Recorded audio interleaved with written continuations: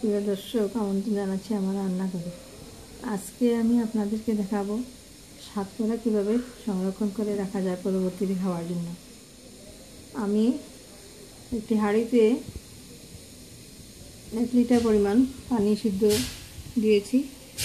ওর মধ্যে টুকরো করা সাতকরাগুলো ঢেলে দিব।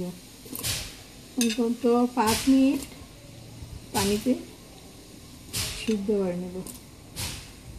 একটা বলক আসার পরপরই নামিয়ে নেব।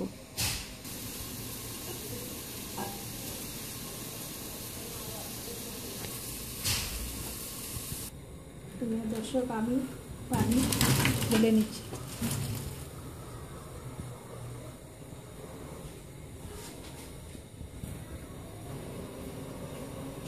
ঠান্ডা পানিতে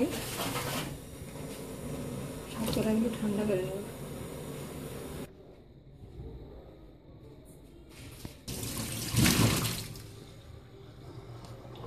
পানি ভালো করে ছেঁকে নিতে হবে।